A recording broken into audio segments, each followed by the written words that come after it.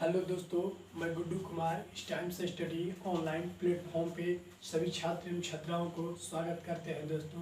तो आइए दोस्तों, क्लास 10th का इतिहास हम लोग पढ़ते हैं।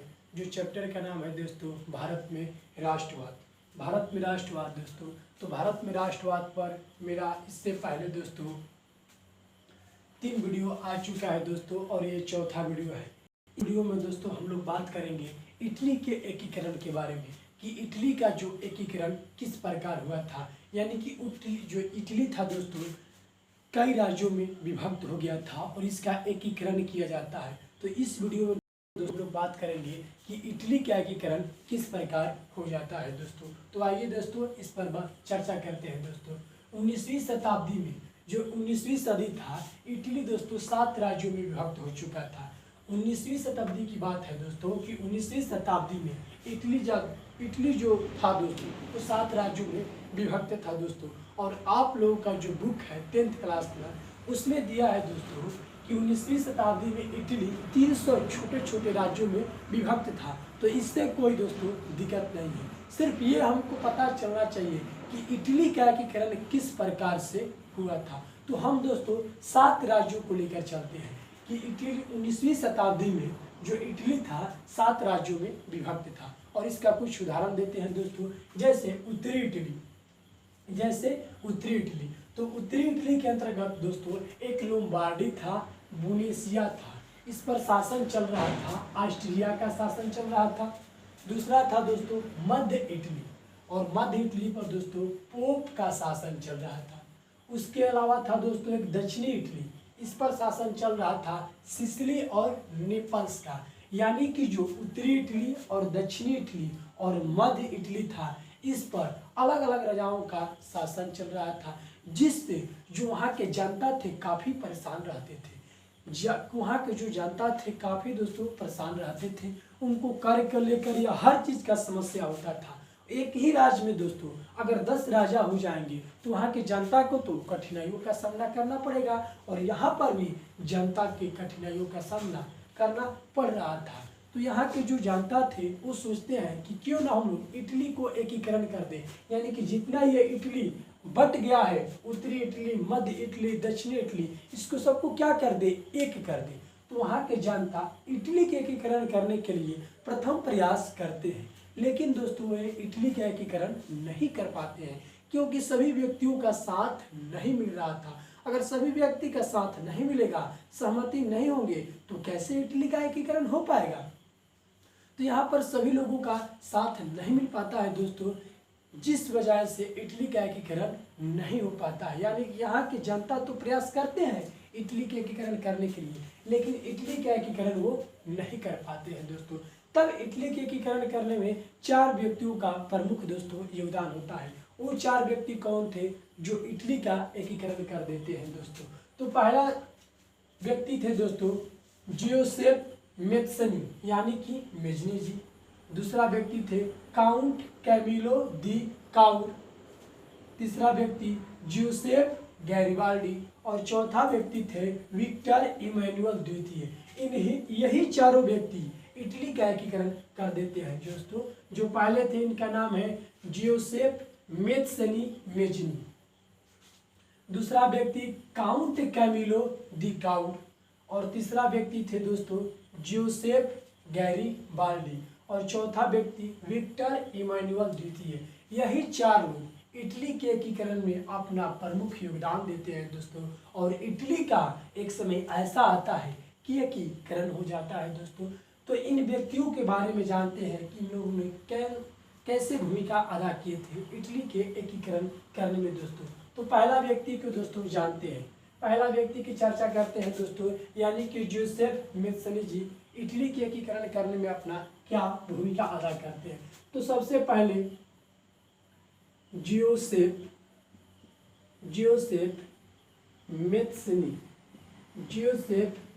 मेत्सनी का जानते हैं दोस्तों कि इनका जन्म कब हुआ था। तो दोस्तों इनका जन्म 1805 ईस्वी में हुआ है दोस्तों।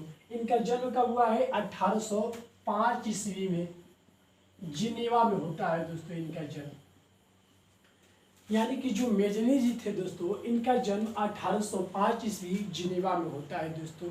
और ये बचपन से ही क्रांतिकारी प्रवृत्ति के थे दोस्तों। ये जो बालक थे बचपन से ही क्रांतिकारी प्रवृत्ति के थे, नटखट प्रवृत्ति के थे दोस्तों। यानी कि एक शब्दों में कहा जाए तो चुलबुली प्रकृति के थे दोस्तों। यानी कि एक क्रांतिकारी प्रवृत्ति के थे दोस्तों। तो इनको शिक्षा दिया जाता है, ये शिक्षा ग्रहण करते हैं दोस्तों।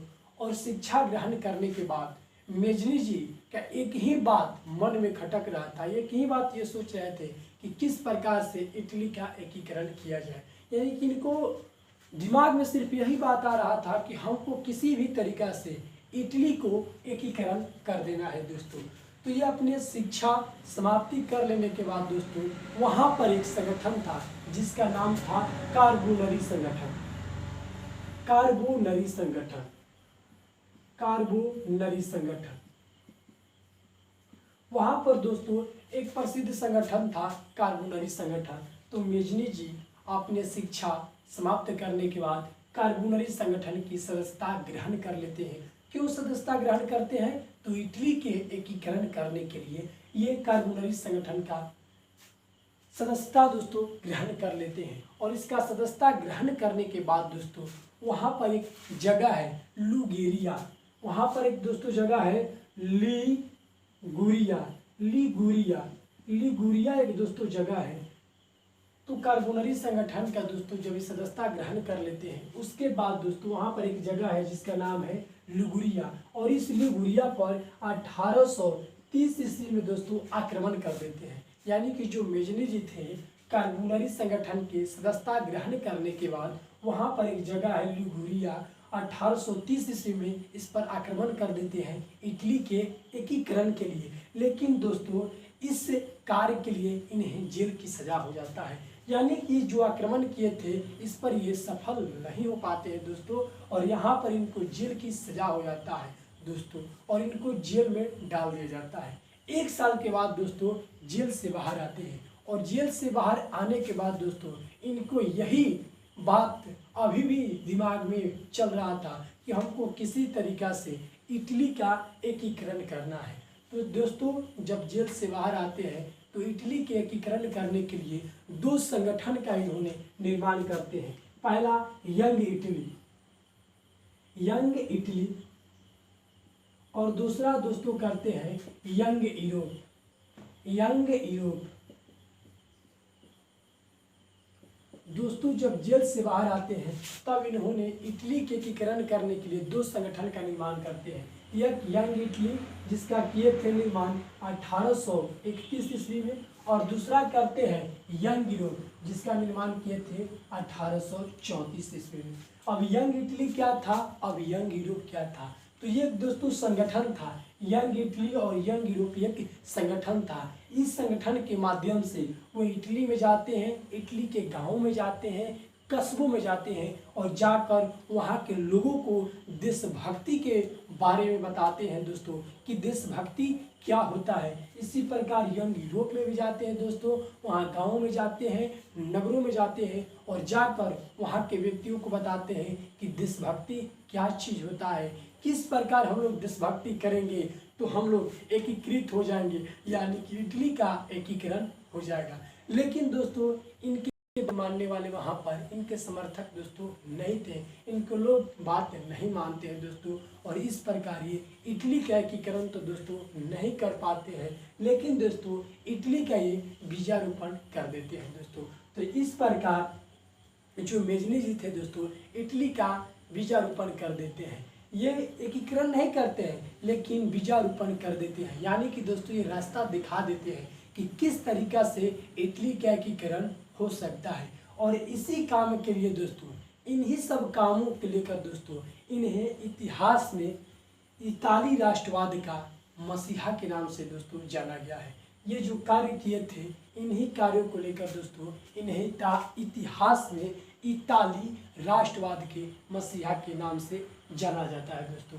तो दोस्तों अगर पूछ लिया जाएगा कि इटली के एकीकरण का जो बीजारोपण कौन व्यक्ति किए थे, तो दोस्तों वो व्यक्ति कौन थे? वो व्यक्ति थे जोसेफ मेत्सनी। यानी कि इटली के लिए तो दोस्तों बीजारोपण कर देते हैं। अब दोस्तों दूसरा व्यक्ति है, उनके बारे में जानते हैं दोस्तों कि काउंट कैमिलो दी काबूर क्या किए थे। यानी मेजनी जी तो दोस्तों इटली के बीजारोपण तो कर देते हैं। अब दोस्तों बात करते हैं काउंट कैमिलो दी काबूर के बारे में दोस्तों कि ये क्या किए थे। तो दोस्तों अब बात करते हैं काउंट कैमिलो दी काबूर के बारे में। इसको मिटा देते हैं दोस्तों, इसको रहने देते हैं दोस्तों, अभी यहाँ इसको रहने देते हैं। दक्षिणी इटली था, आगे काम आएगा दोस्तों दक्षिणी इटली। इसी को मिटाकर दोस्तों यहीं पर ही बताते हैं।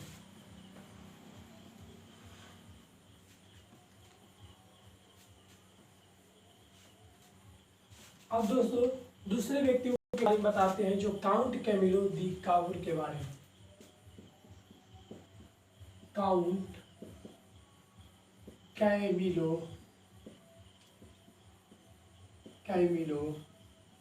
दी काबूर। दोस्तों तो सबसे पहले जानते हैं कि काउंट कैमिलो दी काबूर का जन्म कब हुआ था।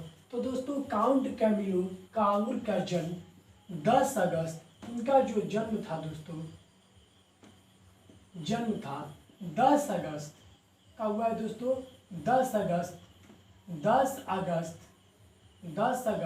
1810 ईस्वी में ट्यूरिन में होता है दोस्तों। इनका जन्म कब होता है तो 10 अगस्त 1810 ईस्वी के ट्यूरिन में होता है दोस्तों, ट्यूरिन में होता है। जो काउंट कैमिलो दी काबूर है यानी कि इटली के एकीकरण में ये जो दूसरा व्यक्ति का नाम है काउंट कैमिलो दी काबूर, ये दूसरा व्यक्ति है जो इटली के एकीकरण में महत्वपूर्ण भूमिका अदा करते हैं। तो काउंट कैमिलो दी काबूर का जन्म 10 अगस्त 1830 ईस्वी को ट्यूरिन में हुआ था दोस्तों। इनका जन्म कहाँ हुआ था तो ट्यूरिन में। कब तो 10 अगस्त 1810 ईस्वी को इनका जन्म ट्यूरिन में होता है दोस्तों। और ये प्रारंभ में नौसैनिक के पद पर कार्यरत थे दोस्तों। जो काउंट कैमिलो दी काबूर थे दोस्तों, ये प्रारंभ में नौसैनिक के पद पर कार्यरत थे। यानी कि दोस्तों जो नेवी होता है उसी को ही नौसैनिक कहते हैं, यानी कि नौसैनिक के पद पर ये कार्य करते थे दोस्तों। लेकिन इनको ही एक ही बात मन में खटक रहा था कि किस प्रकार से इटली का एकीकरण किया जाए। तो इन्होंने इटली के एकीकरण के लिए अपने जो पद थे यानी कि जो नौसैनिक के पद पर कार्य करते थे, इस पद को त्याग देते हैं। क्योंकि दोस्तों ये जान रहे थे कि अगर हम इस पद पर रहेंगे तो इटली का एकीकरण संभव नहीं है। इसलिए दोस्तों इन्होंने इस पद को त्याग देते हैं और एक रास्ता चुनते हैं राजनीति। ये सोचते हैं कि अगर हम राजनीति में चले जाएंगे तो इटली का एकीकरण संभव है। तो दोस्तों इन्होंने अपने पद को त्याग देते हैं इटली के एकीकरण के लिए और राजनीति में दोस्तों ढुक जाते हैं। अपने काबूलियत के दम पर, अपने शिक्षा के दम पर दोस्तों 1848 ईस्वी में ये सांसद बन जाते हैं। 1848 ईस्वी में दोस्तों ये सांसद का सदस्य बन जाते हैं दोस्तों। 1848 ईस्वी में दोस्तों सांसद का सदस्य बन जाते हैं। उसके आगे दोस्तों अपने काबूलियत के दम पर, शिक्षा के दम पर, भाषण के दम पर दोस्तों 1852 ईस्वी में 1852 ईस्वी में सर्डिया, एक जगह है सर्डिया पिडमाउंट, सर्डिया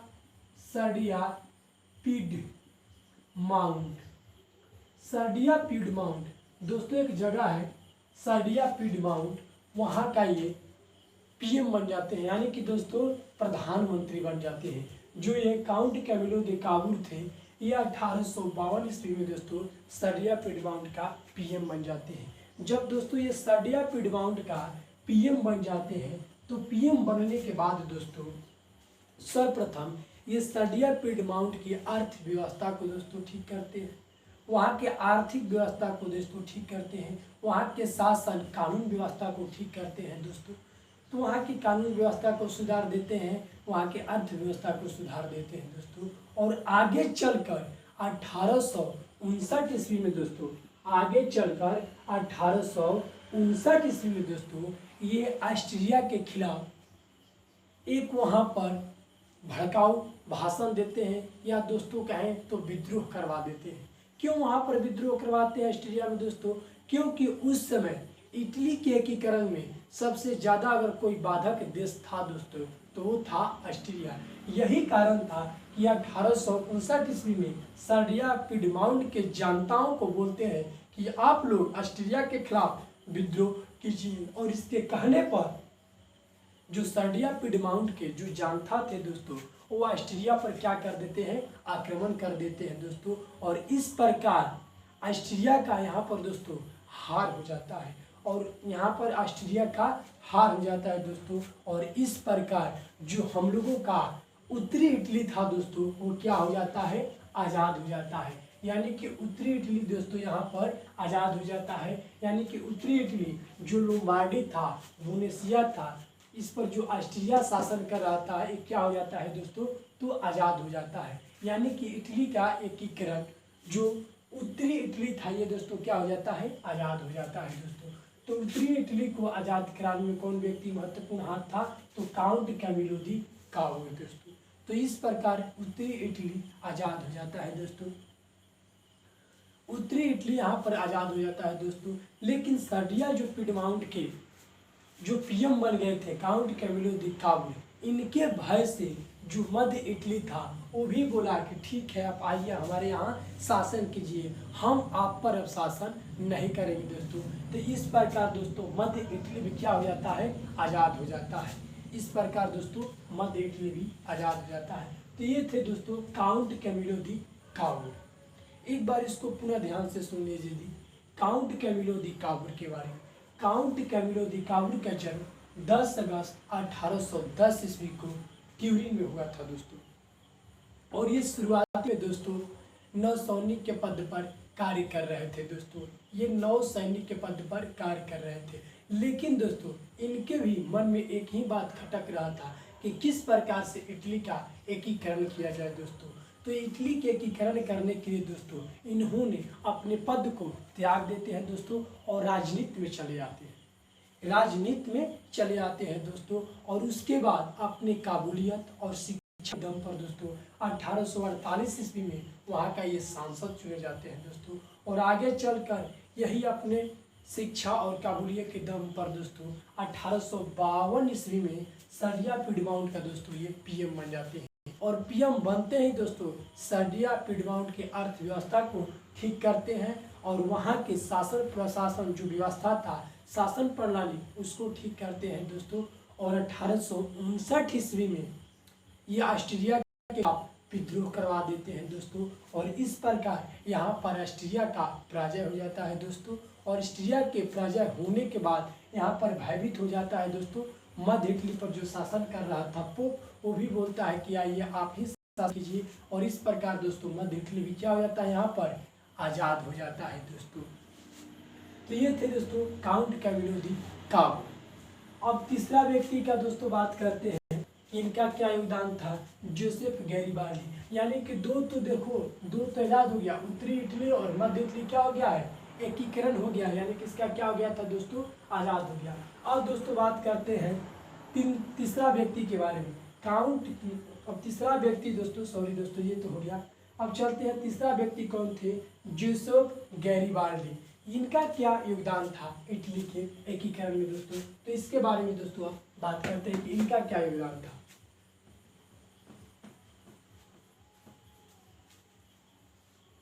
अब तीसरा व्यक्ति के बारे में बात करते हैं दोस्तों, ये थे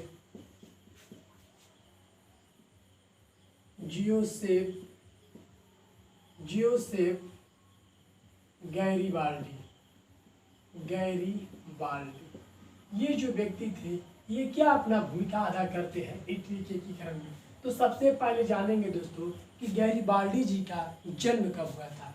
गैरिबाल्डी जी का जन्म दोस्तों 1807 ईस्वी में। इनका जो जन्म था दोस्तों 1807 ईस्वी में फ्रांस में होता है दोस्तों। इनका जन्म कहाँ होता है, 1807 ईस्वी में फ्रांस के एक नाविक परिवार में दोस्तों इनका जन्म हुआ था। जो गैरिबाल्डी जी थे दोस्तों, इनका जन्म 1807 ईस्वी में फ्रांस के एक नाविक परिवार में इनका जन्म हुआ था। इनका जन्म जो दोस्तों 1807 ईस्वी में फ्रांस में एक नाविक परिवार में इनका दोस्तों जन्म हुआ था। ये जन्म तो एक नाविक परिवार में लिए थे दोस्तों, लेकिन इन्होंने एक संगठन यानी कि एक सेना बनाए हुए थे। इनके पास एक छोटी सी सेना का टुकड़ी था दोस्तों, यानी कि इनके पास एक सेना था, जो सेना था लाल सेना के नाम से प्रसिद्ध था दोस्तों। और यही आगे चलकर इनका सेना एक विस्तार रूप लेता है दोस्तों। पहले तो छोटा सेना का संगठन था, लेकिन आगे चलकर ये अपनी सेना को दोस्तों विस्तार कर देते हैं और इनका सेना बहुत बड़ा हो जाता है दोस्तों। और इनका सेना का खासियत यही था दोस्तों कि इनके जितने भी सैनिक थे सभी लाल कुर्ती पहनते थे। इनके जितने भी दोस्तों सैनिक थे सभी लाल कुर्ती पहनते थे दोस्तों। अब बात आएगा कि लाल कुर्ती क्या था, जो औरत पहनती है वो लाल कुर्ती है? नहीं दोस्तों, यहाँ पर वो लाल कुर्ती नहीं था दोस्तों। इस प्रकार लाल कुर्ती होता है दोस्तों। जब हमारे फौज लोग ट्रेनिंग करते हैं तो यहाँ पर एक देखो इस प्रकार का मिलता है दोस्तों कुर्ती। यहाँ पर एक रहता है धागे जैसा, यहाँ पर यानी कि दोस्तों यहाँ पर इसको हम जो बांध लेते हैं पट्टी जैसा रहता है, ऐसे बांध लेंगे ऐसे। और दोस्तों यहाँ पर बैच नंबर लिखा रहेगा और पीछे भी सिर्फ ऐसे ही रहता है, वहाँ पर भी बैच नंबर लिखा रहता है दोस्तों। तो जितने भी इनके सैनिक थे इसी प्रकार के लाल नामक कुर्ती पहनते थे दोस्तों। और इस पर मान लीजिए कि इनका बैच नंबर लिखा रहता था और इसी बैच नंबर से इनको पुकारा जाता था। तो जो गैरिबाल्डी जी के भी सैनिक थे दोस्तों, ये लाल कुर्ती पहनते थे और इनका भी बैच होता था, इन्हीं के नाम से ये पुकारते थे दोस्तों। और इनका जितने भी सैनिक थे दोस्तों बहादुर सैनिक थे, पराक्रमी सैनिक थे। ये इनकी बात कहने पर अपनी जान देने के लिए तैयार रहते थे दोस्तों, यानी कि गैरिबाल्डी जी की बातों को मानते थे। और इन्हीं के अपने सैनिकों के दम पर गैरिबाल्डी जी अपने सैनिकों के दम पर दोस्तों गैरिबाल्डी जी दक्षिणी इटली पर आक्रमण कर देते हैं और इस प्रकार दक्षिणी इटली को आज़ाद करा देते हैं। यानी कि अपने सैनिक के दम पर गैरिबाल्डी जी दक्षिणी इटली को जीतने में दोस्तों कामयाब हो जाते हैं। और इस प्रकार 1861 ईस्वी में दोस्तों इटली का एकीकरण हो जाता है। तो ये जो तीसरा व्यक्ति गैरिबाल्डी जी थे, अपने सैनिक के दम पर दोस्तों दक्षिणी इटली को आज़ाद करा देते हैं दोस्तों। तो एक बार पुनः इसको सुन लीजिए जी कि गैरिबाल्डी जी क्या अपना भूमिका अदा करते हैं। तो गैरिबाल्डी जी का जन्म दोस्तों 1807 ईस्वी फ्रांस के नाविक परिवार में हुआ था दोस्तों। और एक छोटे से सैनिक की अपनी टुकड़ा रखे हुए थे दोस्तों, लेकिन आगे चलकर ये सैनिक का विस्तार कर देते हैं दोस्तों। और इनका जो एक सेना था बहुत बड़ा विकराल रूप ले लेता है दोस्तों, यानी कि इनके पास बहुत बड़ा सैनिकों का एक संघ हो जाता है दोस्तों। और इनके जो सेना थे लाल सैनिक के नाम से प्रसिद्ध हो जाते हैं दोस्तों। और इनके जितने भी सैनिक थे दोस्तों लाल कुर्ती पहनते थे। इनका सेना का यही दोस्तों खूबी था कि इनके जितने भी सैनिक थे सभी लाल कुर्ती पहनते थे दोस्तों। और इनके जितने भी सैनिक थे सभी सैनिक पराक्रमी और बहादुर थे दोस्तों। और इन्हीं के कारण दोस्तों गैरिबाल्डी जी दक्षिणी इटली पर आक्रमण कर देते हैं और जबरन दक्षिणी इटली को दोस्तों आज़ाद करा देते हैं। यानी कि अपने सेना के दम पर दक्षिणी इटली को दोस्तों ये आज़ाद करा देते हैं। और इस प्रकार इटली का दोस्तों 1861 ईस्वी में एकीकरण हो जाता है दोस्तों। तो ये तो दोस्तों तीन व्यक्ति के बारे में जान लिए कि इनका क्या योगदान था, जोसेफ मेज़ेनी, काउंट कैमिलो दी काउर और जोसेफ गैरिबाल्डी जी दोस्तों। अब बात आता है चौथा व्यक्ति एक भी है दोस्तों, इनका क्या योगदान था, यानी कि विक्टर इमैनुअल द्वितीय को क्या योगदान था दोस्तों। तो दोस्तों 1861 ईस्वी में तो इटली का क्या था दोस्तों एकीकरण हो जाता है। तो इटली का एकीकरण होने के बाद दोस्तों विक्टर इमैनुअल द्वितीय को दोस्तों विक्टर इमैनुअल द्वितीय को दोस्तों 10 फरवरी 1861 ईस्वी में दोस्तों वहाँ का इनको राजा बना दिया जाता है दोस्तों। और इस प्रकार इटली का एकीकरण हो जाता है दोस्तों।